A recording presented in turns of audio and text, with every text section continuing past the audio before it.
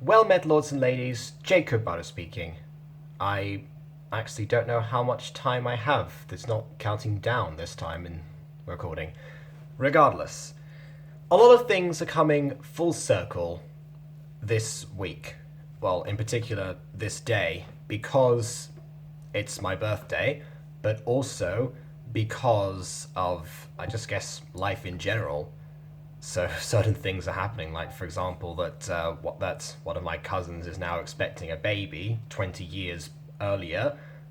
I was myself was expected, um, and I think there's also a ski holiday that got cancelled, which actually was due to 20 years ago. Another ski holiday that got cancelled with these same people because of my actual birth and adoption into my family. So it just happens that these things are all happening at the same time. But something else has come full circle, and that is my, I guess, interaction with the Frozen franchise. So, about 6 years ago, well, about 6 years ago, I say exactly 6 years ago, actually, I watched the first Frozen movie after coming back from a trip from France. So I went to France age 13, I came back age 14. It was a school trip. So yeah, around this time, 6 years and about 12 hours ago, I was in a hotel.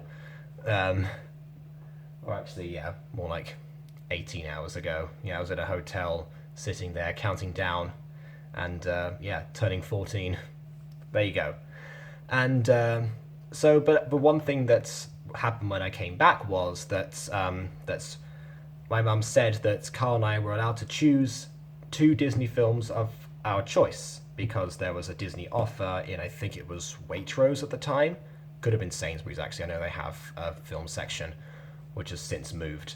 Um, so we chose because we'd seen a lot of trailers for this new film called Frozen. Seemed pretty interesting, but it wasn't on the offer, so we just got it because we were curious about that, and we just bought the DVD itself. We decided that between the two of us, and yeah, we watched it, we liked it, and I guess that was that. Next day went on to we went to Harry Potter World, and we know a lot of stuff happened there. That's the day I found out it was Ravenclaw as well. But anyway, that's a whole other thing. So I'm thinking that as I'm thinking for my birthday, obviously I was thinking this. I'm not thinking anymore that I would watch Frozen 2. I mean, just because it was one of there's I got a present from that same cousin before that I was talking about, and from her husband, and they said that they could take me to a film of my choice. Turns out the cousin herself wasn't feeling too well, so so we didn't go with her. I went with her mum, who's my aunt, instead. So yeah, 6 years exactly after I watched the first Frozen, I watched the second one, and ever since it has come out, I've been avoiding Frozen 2 like the plague, just so I could actually see it in all of its glory on the big screen. So I watched the DVD for the last one, so might as well watch it on the big screen. And I am very glad that I did because I thoroughly enjoyed this film a lot more than the first one. They say that for a good sequel, it has to do several things: expand the universe, present a new problem, have different interactions, and I guess break up the status quo. There's 5 specific things that people have talked about. Expand the universe is one of them. It definitely does. I think the land itself is called Northunder, the one that they actually have to travel to. The title of the film, I think, is Frozen 2: The Enchanted Forest, the entire thing.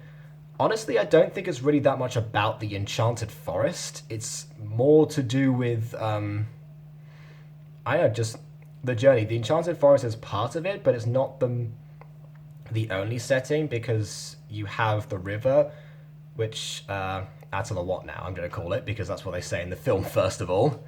Um, and yeah, so you have a traveler that goes up to there, who is Elsa. By the way, I am not going to do a spoiler-free review this time or spoiler-free thoughts, because again, it's been out for a while. It's not like Alita that just came out around this time, and I was waiting to see it. No, this is something that's been around for a while and just been avoiding. So I guess I'm going to talk about it, but I'm not going to worry too much about giving spoilers. So if you don't want to watch that, then click away. But chances are you've seen it already, because why wouldn't you have?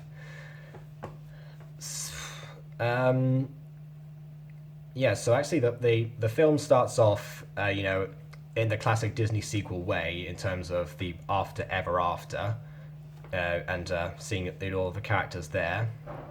But actually, no, it doesn't. It doesn't open with that. That's the opening of the characters in the present time. The actual opening of the film is one where we actually see Anna and Elsa as children again, and we get a little bit more of the backstory between the parents. There's a little bit of a hint to the twist of the film, which is that the story that the father tells about Arendelle and Northunder having that they're having a gift exchange which ended in a battle, and we get to see for a brief moment that the father, as a prince, sees someone in the distance, a young girl who gets carried away by a wind spirit just before everyone attacks. By the way, there's spirits in this film of all four elements. Just I forgot to mention that. And yeah, we get a bit of an idea. Okay, well, we see her for a few seconds. My instant thought was, that's the mother. It's so obvious that that was the mother. It's like, well, you can try and trick us all you want, Disney, but you had your cake and ate it with Prince Hans, and that it's not going to work a second time.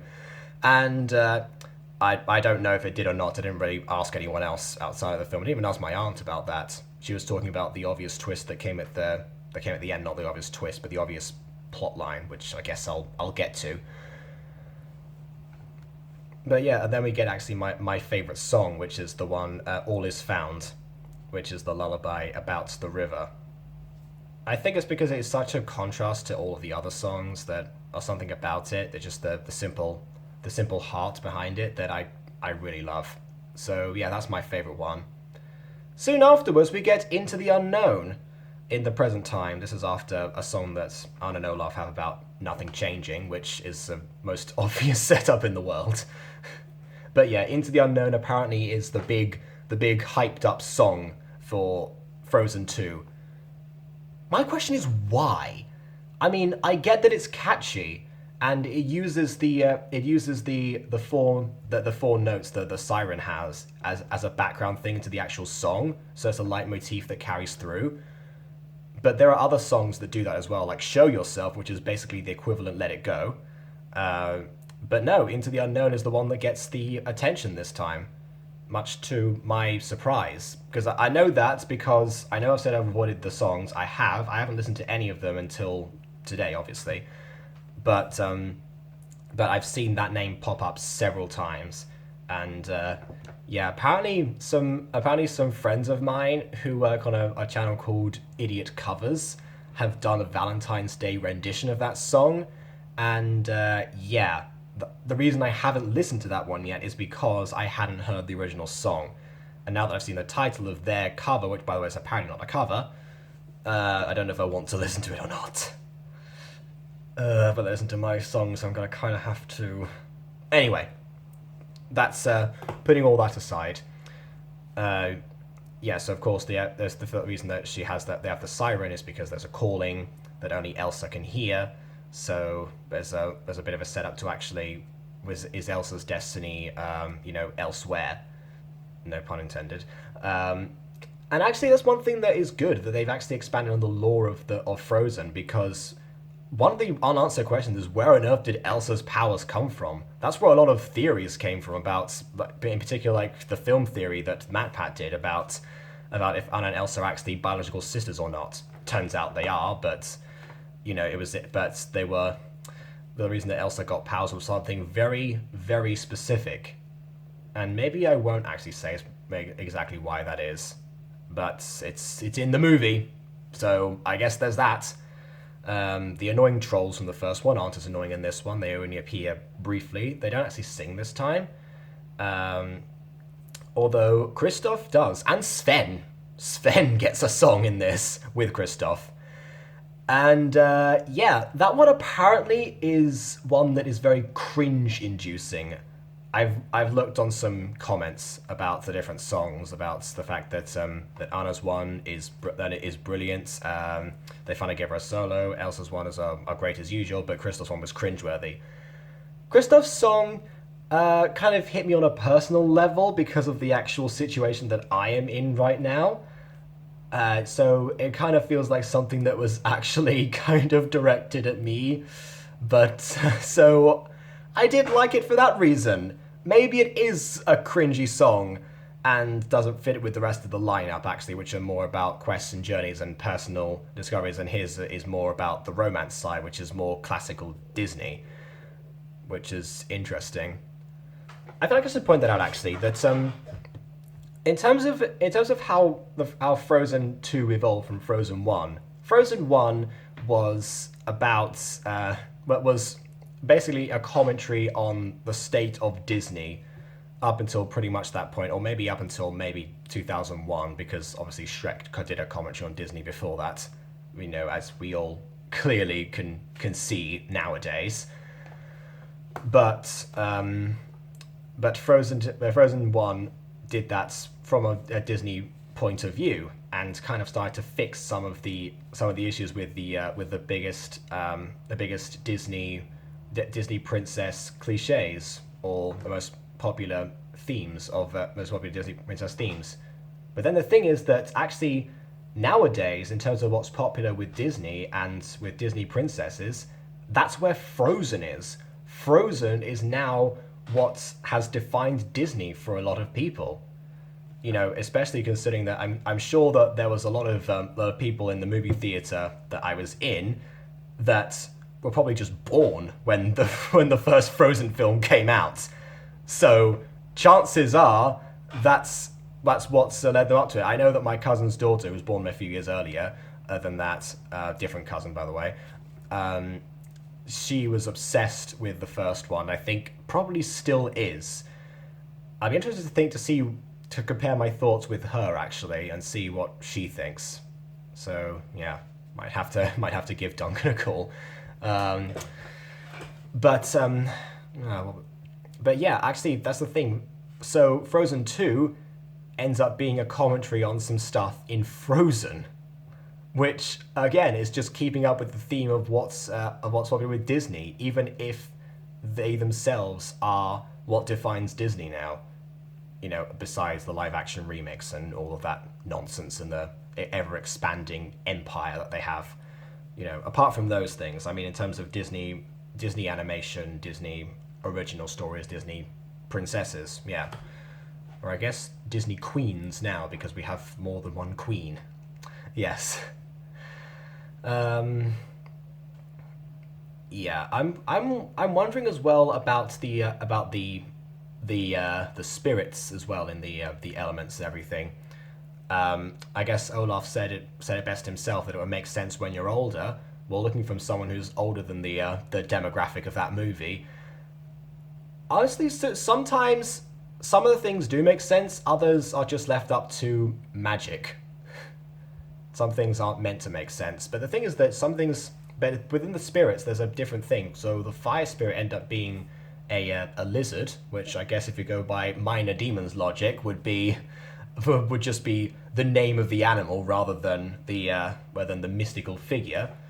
There's clearly wind spirits around because there's a new character called Gale that is defined by a bunch of leaves and the wind, which I thought was very clever.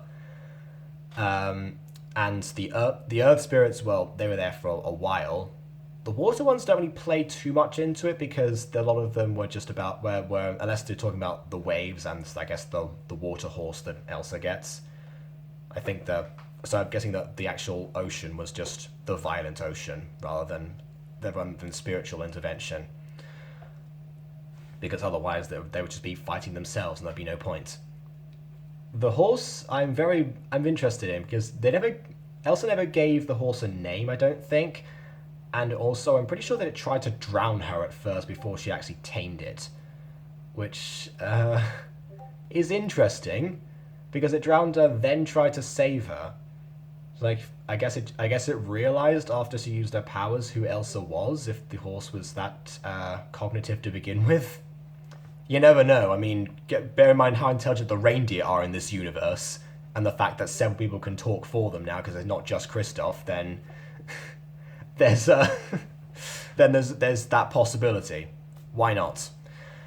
Um, yeah, and then of course there was the Earth Giants that came in that came in later. So it's like the elements all work differently, but they all connect in this one area of the Enchanted Forest. It's curious as to why they're there, that and nowhere else. I mean, I know why they're nowhere else in the film for those 34 years because of the whole mist thing. But before that, Why did they not expand? Was it just that no one was in contact with nature anymore? Given the time period of Frozen, where they've just developed photography for the first time, it shouldn't be the world shouldn't be too industrialized yet. So, I'm not sure. Um, I guess I'll talk about the individual characters.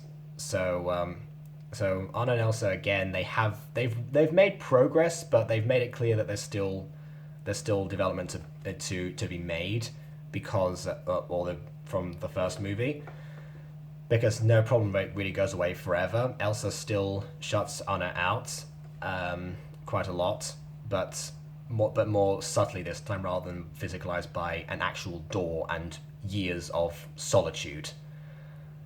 Um, yeah, again the connection between those two is commendable now. Because obviously they made so much progress, and actually the film does take place 6 years after the first one, so it's not like they didn't do what the Home Alone movies did, I guess, and release the film 2 years later, but set it 1 year later. No, they kept it so that it was 6 years later, and I like the fact that they had the peaceful years in between.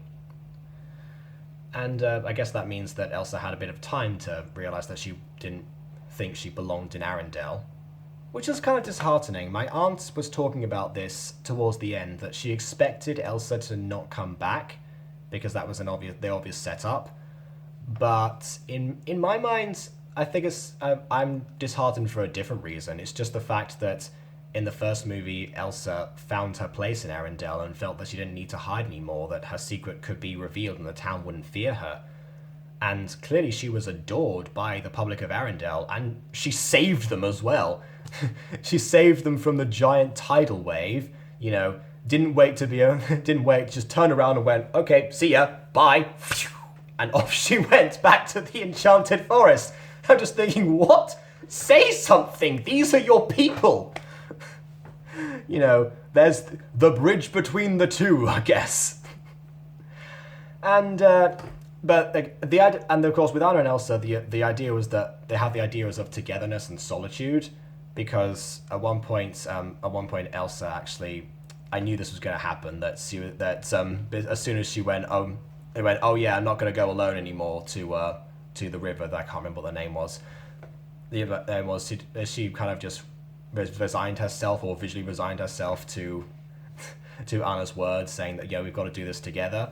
And then I just was counting down the seconds before she either froze Anna from the torso downwards or did something else, and effectively she conjured a frozen boat, and off Anna went with Olaf. Which led to, again, one of my other favourite songs, which, the Next Right Thing, which actually I've just looked up on YouTube, and apparently that song has saved people from suicide. And yes, I can see this. I saw the subtle suicide references there, like Hello Darkness, I'm ready to succumb, which, by the way, I love the fact that they use the word succumb in a rhyme for a Disney song. They don't always use such creative rhyming towards the end. But yeah, honestly, that was the I guess Anna's defining moment, and I didn't realize they didn't really give her a solo in the last one, but they did here.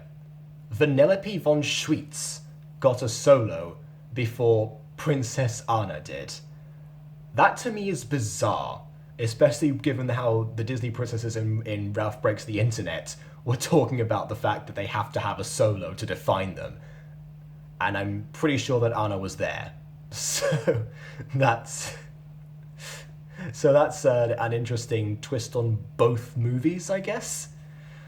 Um, but yeah, I think also that song comes after a moment where Elsa has been, well, Elsa has been frozen actually, because she wandered too far and thus was drowned. Which, if you've seen the All Is Found lyrics, you'll get what that means.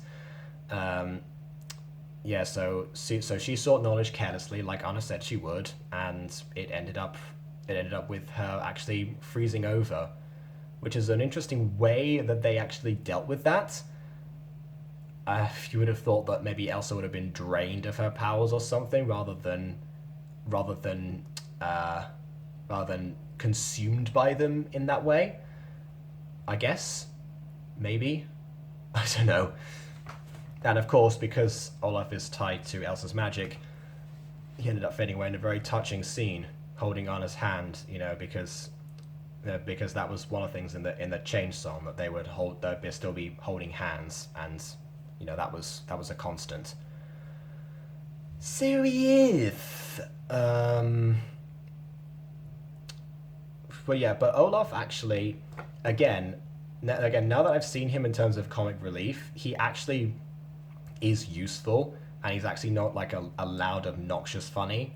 I watched the Nostalgia Critic review of Frozen recently, and he actually points out that yes, Olaf is a quiet funny, and the fact that he's growing up, becoming more mature or philosophical or something like that. I just love the contrast of that, and the idea of him interviewing the children about their thoughts on the ever increasing knowledge that you get when you become more mature or something.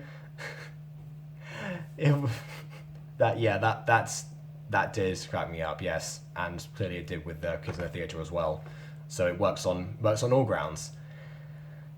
If any song was cringe inducing, it probably would be his. Actually, I didn't really like his song, but yeah, in terms of Olaf, he is sentimental. He gets the point across. He's not just tagging along for the sake of it, and he tries to help.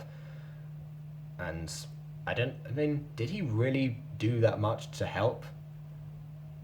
Maybe not, but he did give Anna the bright side, I guess, and found the way out. So there's something.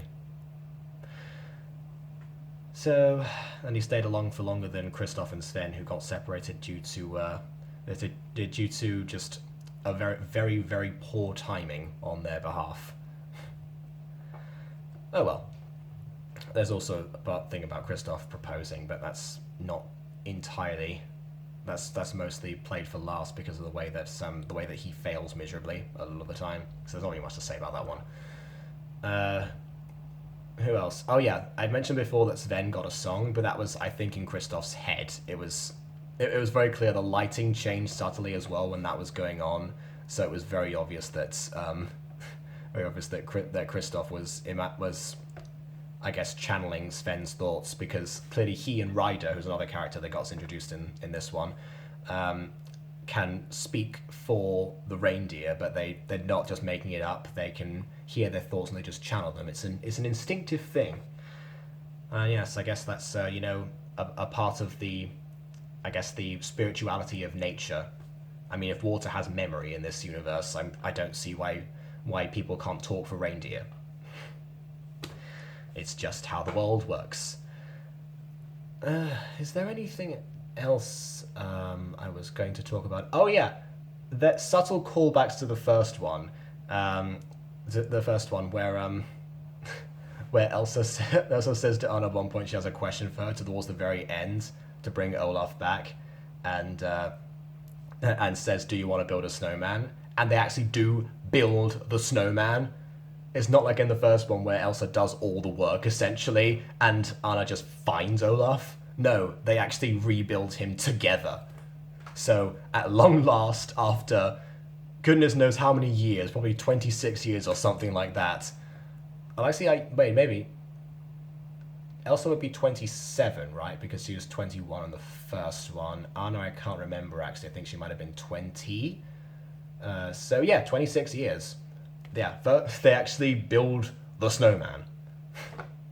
So there you go. And also there was a Let It Go reference, but it was very tiny. There was only one Let It Go reference in the entire thing. Again, reinforcing the Disney commentary, the fact that in a scene with a lot of spirits from the first film, the from the first film they yeah. So they're like reenacting certain bits of the actual first bit, and then there's one of Elsa with that's singing the "Here I Stand, Here I Stay" part, and she just goes, ugh.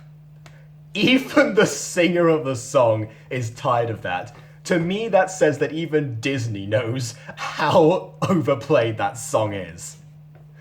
They're probably not going to stop anytime soon. Maybe they're going to do the same thing with Into the Unknown. Who knows at this point? Honestly, there's several songs I can take from there, like "Show Yourself," as I said before. Just make a few, songs that can be overplayed.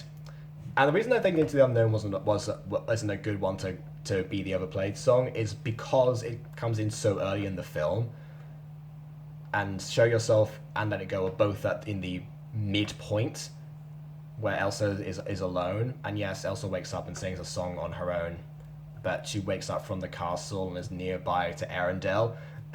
But no, she's in Arendelle. In fact, at one point she's singing the chorus, the chorus on a balcony, and I'm just thinking about all the people trying to sleep during that bit because she's hitting the high note at that point. Just like, will you turn?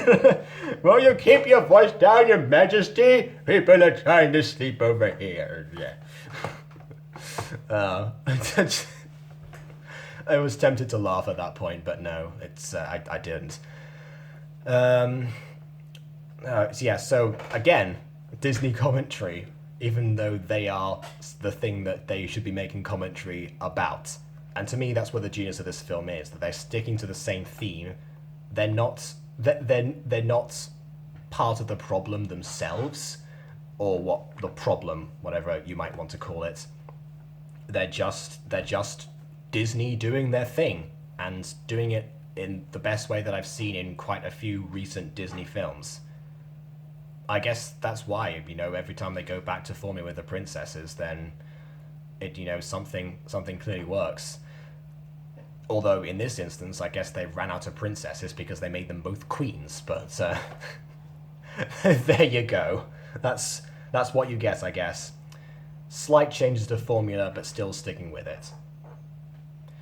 And I think that might be it.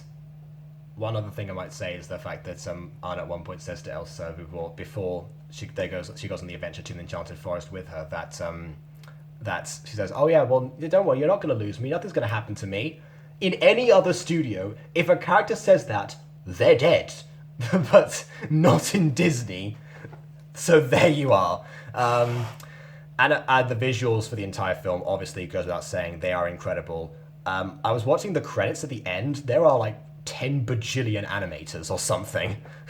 There were a lot of people who worked on this film. I didn't see whether the Disney was inventing any new technologies or anything like that. I didn't look that closely into the credits. I was listening to the songs again. But honestly, the Enchanted Forest and the whole autumnal theme they have throughout the entire thing, from I guess leading on from summer, I think was astounding. There's not really much to say about that. I also like how they vary the outfits as well. They're not keeping to the same outfits constantly because that's what Disney princesses have to do. They have to have a cute dress and animal mascot, apparently, according to Maui. But not in this case. So again, change is in the air, and that's part of the theme of Frozen 2 as well. It all fits. And I think I'm just going to wrap up there. Don't know how much time or space I have left on my camera right now. So I'm just going to say that. Sorry for going so deep into the spoilers of it. I just wanted to talk about this film because I've just seen it. So yeah, I guess I'm going to sign off for now. And please leave a like or dislike because your opinion matters. Let me know what you thought about the film. And on that note, until next time, farewell.